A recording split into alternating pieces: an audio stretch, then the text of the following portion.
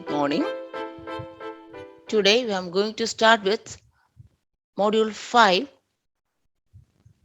General Plane Motion. So what is general plane motion? We know in practice we have seen what is motion of rotation, a body rotating about a fixed axis, or there is motion of translation, all the particles of the body move in parallel planes. So there can be combined motion of rotation and translation. Example, motion of the wheel of a car. The wheel rotates at the same times it translates. That is, moves in horizontal direction. Motion of a sphere rolling without slipping. See, imagine a ball is rolling over a surface, smooth surface. So it is having rotatory motion as well as motion of translation. Motion of the link in a mechanism. A link is a rod, a rigid rod connecting any two points in a machine. Is called a link. We'll see this more detail. The connecting rod and piston of a reciprocating pump. This also we'll see in detail. So these are all the examples where the motion is not pure rotation or pure translation. It is combined motion of rotation and translation, which is called the general plane motion. So how to analyze problems of this category? We have to introduce a term called instantaneous center. So in the plane motion or combined motion of rotation and translation, we are making use of the instantaneous center. What is instantaneous center and its applications? So let us see what is instantaneous center. Let us consider a rigid link. I told you a link is a rod connecting any two points in a machine or in a mechanism. So consider a link connecting points A and B. This is a rod connecting A and B. This is called a link. At one particular time, it is in this location. After say T time, after another time, T time, it is in this position A1, B1. The link has occupied this position A1, B1. Let us visualize its motion. That is from this position AB. Let us assume that it has translated. That is, all the particles have moved in parallel planes. A has moved and come to A1. B has moved and come to B dash. So this portion A1, B dash. From portion AB to A1 B dash, it is translation. Translation from AB to A1 B dash. Then with respect to A1, it undergoes rotation. It undergoes a rotation and occupies this position A1 B1. So this motion of AB to A1 B1, it is a combined motion of translation plus rotation. Here translation happens first and then we have assumed it undergoes rotation. Or else it can also be imagined like this. From this position AB, with respect to A as center, it has rotated. It has rotated first and come to this position AB dash. Then it has translated to occupy this position A1 B1. So from this position AB to A1 B1, in the first case, I have assumed translation plus rotation. Here, the rotation happened first and then translation. So anyway, this motion from AB to A1 B1 is a combined motion of rotation and translation. So if you want to analyze a link, what we'll do is this combined motion of rotation and translation may be assumed to be a motion of pure rotation. We know how to analyze problems of rotation. So we assume it as pure rotation about some center. And that center, that imaginary center is called the instantaneous center. Then why it is called instantaneous center? So this combined motion of rotation and translation is assumed to be motion of pure rotation about some center. See, in this position, if from AB to A1, B1, we will be having one instantaneous center. Suppose this from position AB, it after a certain time it comes to this position. For this motion, corresponding to this instant, it will be having another center of rotation. Suppose after some time it goes like this. So from this position to this instant, it will be having another center of rotation. So the center of rotation, as the position of the link AB goes on changing, the center about which the motion of rotation is assumed to take place also goes on changing. Such a center which goes on changing from one instant to another is known as instantaneous center. That is, as the position of the link changes, the instantaneous center also goes on changing. Instantaneous center is nothing but a combined motion of rotation and translation is assumed to be pure rotation about some imaginary center. That center is called instantaneous center. Now, the locus of all such instantaneous centers is known as centroid. See the spelling? CENTRODE. We have seen in statics the term centroid, isn't it? Centroid of an area. What is that? Centroid is the area or is the single point at which the entire area is assumed to be concentrated. So it is a common question in part A. Differentiate between centroid and centroid. So the centroid is locus of all instantaneous centers is known as centroid, and centroid is the point where the entire area of a plane figure is assumed to be concentrated. Okay, so now we have seen what is instantaneous center. So it's an imaginary center. Okay, now let us see how to locate the position of the instantaneous center. For example, let us consider, say, this AB was the initial position of the link. After a certain time, A1, B1 is the position of the link. So we mark the initial position as well as mark the final position of the link. Join A, A1. Say, I've shown by a dotted line. Join A and A1. Draw the perpendicular bisector. Bisector of this A1. So this line. This is the perpendicular bisector of AA1. Similarly, join B, B1. That is the two ends. First end, its first position and the current position. Join them. Draw the perpendicular bisector. The second end, its current position. Join this. Draw the perpendicular bisector. The two will meet at one particular point. So this is the perpendicular bisector of AA1. This is the perpendicular bisector of BB1. The two will meet at a particular point, and this particular point is called instantaneous center. Okay, so it is written here. Draw the initial and final position of the rigid link AB and A1B. Join AA1 and BB1. Draw the perpendicular bisectors of AA1 and BB1. The intersection point is the required instantaneous center of rotation, I. That means the point, any point, if you consider this link AB, point I can be now assumed to be rotating with this I as center and IA as radius with an angular velocity O. Point B, join I and B with I as center and IB as radius. This point B can be assumed to be rotating with angular velocity O. Suppose there is any other point here. If I want to find the velocity of this particular point, join that particular point and that instantaneous center with I as center. Say if this point is X, Ix as radius, we can assume this point is rotating with angular velocity O. So instantaneous center means all the points are assumed to be rotating with I as center and the radius is the vector, the distance connecting the point I and that particular point.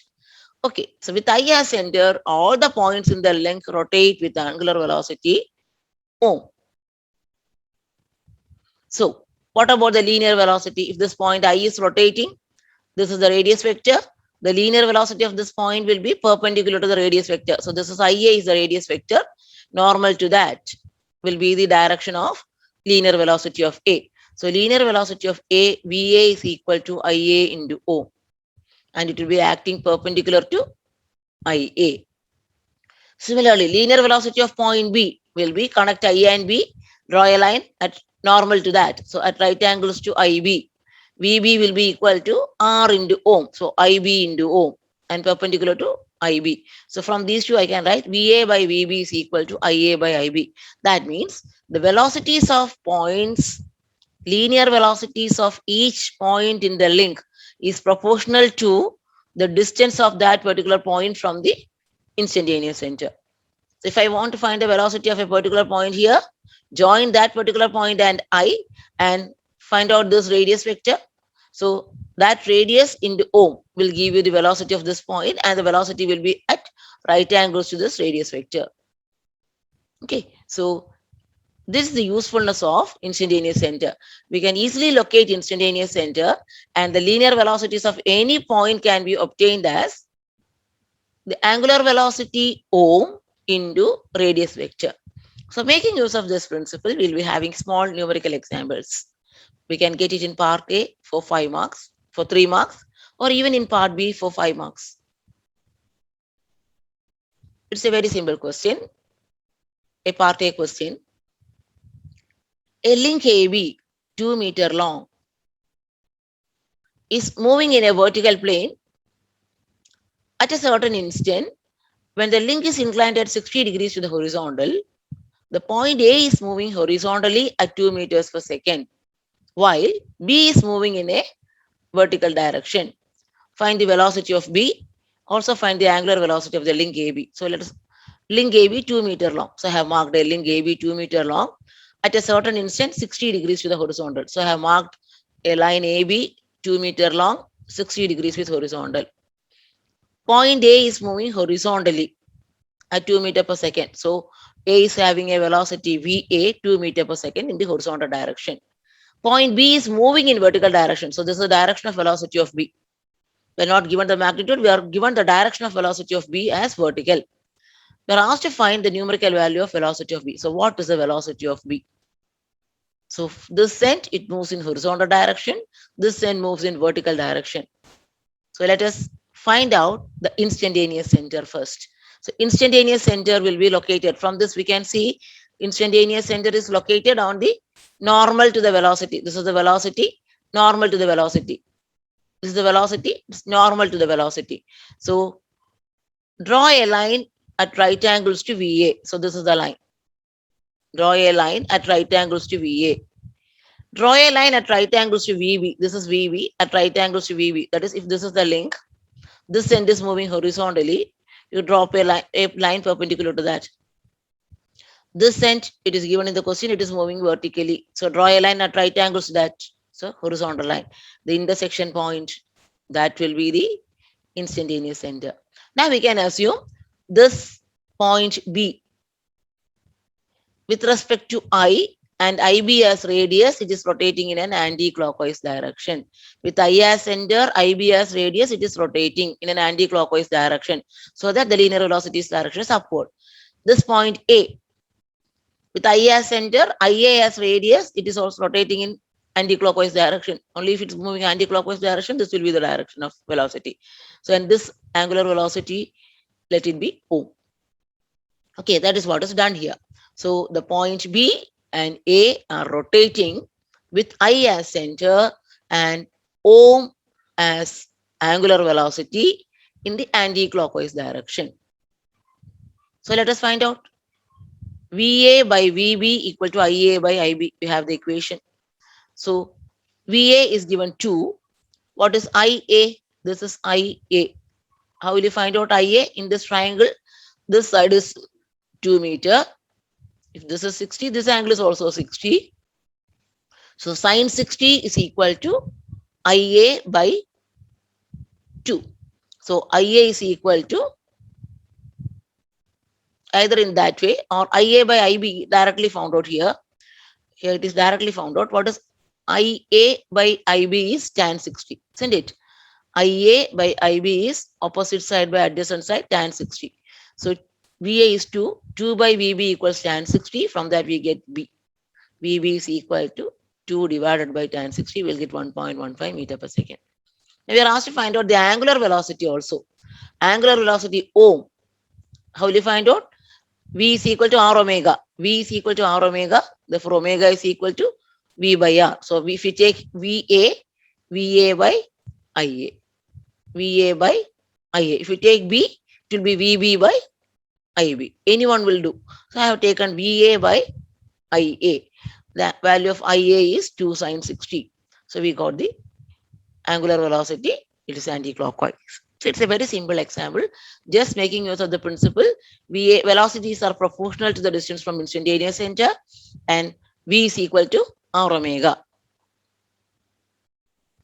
Another one example. This is an 8-mark question, I think, in one of the examination. 14 marks question. The ends A and B of a link 8-meter long move along a vertical wall and a horizontal floor respectively. So this ends A and B. One is moving along a vertical wall and the other end is moving along a horizontal floor. So this is wall, this is floor. This is 8-meter long AB. At a certain instant, link AB is inclined at 30 degrees to the horizontal. So it is inclined at 30 degrees to the horizontal. And end B moves at 1 meter per second outwards. So this end moves outwards at 1 meter per second. It is given. Determine the velocity of this end A and the angular velocity of the link if the complete motion is in a vertical plane. Okay, we can go to the question. This is the link. We have marked the position at 30 degrees. The length of the link is given as 8 meter. This end is moving outwards. So let us find out and the other end is moving. Once this is the constant length. If this end is moving outward, what will happen? If this moves outward, this end has to come downward. That is marked here. So this end will come downward. So velocity of B is towards this direction. This end will come downward. So this is the direction of velocity. So here we know the direction and magnitude. Here we know only the direction. So locate the instantaneous center. Draw a line at right angles to VA. So horizontal line. Draw a line at right angles to VB. So a vertical line. The intersection point will give you the instantaneous center. So let us see, this is moving outward, this direction. So with I as center, IB as radius, it has to rotate in a clockwise direction. That is what it is marked as O. So with I as center, IB as radius, the point B is rotating in a clockwise direction with angular velocity ohm radian per second. Similarly, point A, with I as center, IA as radius, it is rotating in a clockwise direction. It is moving down. It's rotating in a clockwise direction. Okay, so let us write VA by VB is equal to VB by IB, or VA by VB equals IA by IB. So we can get VA is equal to VB into IA by IB. What is IA by IB? Check. If this is 30 degrees, the remaining will be 60 degrees. Or this angle is 30 degrees. IA by IB is equal to opposite side by adjacent side, either tan 60 or it is equal to cot 30. Isn't it? Tan 30 is, if you take 30 degree, tan 30 is IB by IA, or cot 30 is equal to IA by IB. So IA by IB is equal to cot 30, or you can write tan 60. Both are the same. So you'll get the value of VA. Let us find out the distances. What is IA and IB? It is required now. IA, what will be IA? If this is 8 meter, this is 30 degrees. This will be 8 cos 30. And what about IB? This IB will be sin 30 is equal to IB by 8. So IB will be equal to 8 sin 30. 8 sin 30, 4 meters. Now, angular velocity of the link. That is another question. Find the velocity of NDA and angular velocity of the link. Angular velocity, how will you find out? V by R, VA by IA. VA value now we have got 1.732 divided by IA. IA is 8 cos 30. So it is equal to 0.25. Or even otherwise, if we want, we can also write it as it is VB by IB. What is VB? VB in the question it is given 1 divided by, what is IB? IB is 4. So 1 by 4, that is also equal to 0.25. So we can use any of these and find out the angular velocity. And what about the direction of angular velocity? Angular velocity is clockwise. It is wrong. It is not anti-clockwise. The angular velocity is clockwise, because if it rotates clockwise, this end will move outward and this end will come downward. So the angular velocity of the link is 0.25 radians per second clockwise. Let us pass on to the second part. Find the velocity of the midpoint of AB. Velocity of midpoint of AB will be acting at right angles to IC. See in this, if this is the midpoint is C, you join I and C. Join I and C. If you want, I'll show it at slightly enlarged mode. This is the midpoint. Join I and C, and this velocity will be acting at right angles to this direction IC, because this is the radius vector. Now, how will you find out the velocity? We have got ohm. So VC will be equal to IC into ohm. V is equal to R omega. So what we have to get is just get this distance IC. How to get this distance IC? In this triangle, this side is known now. IB we have written 4 meter earlier. This midpoint, so this distance is also 4 meter. This angle is 60°. So in this triangle, this is not right angle. The direction of velocity is at right angles to IC. So IC can be obtained by using cosine rule. A square plus B square minus 2AB cos theta. So IC square is equal to, how will you get IC? IC square is equal to IB square plus BC square minus 2IB cos 60. Using cosine rule, we get the distance IC. Once we get IC, V is equal to R omega. V is equal, IC is equal, V is equal to R omega. Omega, we have got it here, 0.25, or we have written as 1 by 4. I have written it as 1 by 4. Omega, this is R, 4 meter, or 0.25 into 4, it is equal to 1 meter per second, acting along the perpendicular to IC. It will be acting perpendicular to IC. Okay. So if you want to find the velocity of the midpoint, join I and C, find this distance IC, ohm into IC. And third part of the question, find the least velocity of any point in the link. So you want to find the least velocity. So velocities are proportional to distance from instantaneous center. So if you want to find the least velocity, that particular point should be at minimum distance or the least distance from I. How will you get the point on the link which is least distance from I? You drop a perpendicular from I to BA. So let it be X. From I, you drop a perpendicular to the link, let it be at this point X. So if we know ohm, we know this value. So if you calculate Ix into ohm will give you the velocity of this point, and it will be perpendicular to Ix. Perpendicular to Ix means it will be acting along the link. So what is Vx? Vx is equal to Ix into ohm. We can easily find out Vx is equal to Ix into ohm. What is Ix? This Ix distance is, this is 4 meter. This is 60°. So it will be 4 sine 60. Ix will be 4 sine 60. So Ix into ohm, 4 sine 60 into ohm. Ohm is, what about the angular velocity? Angular velocity thing, 1. So 4 sine 6, it was 1 by 4. Angular velocity was 1 by 4. So it is equal to 1 sine 60. That is one way. Or other way,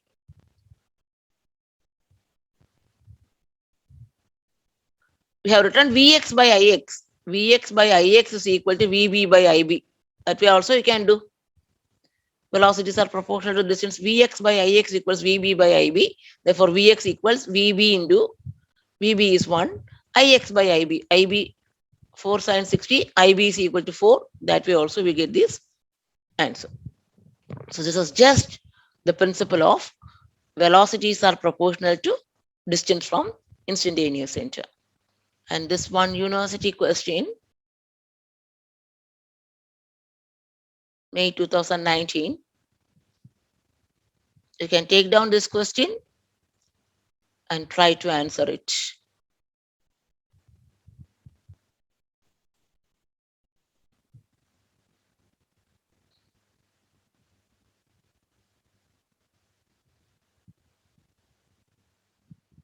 So this is the end of the session. Thank you.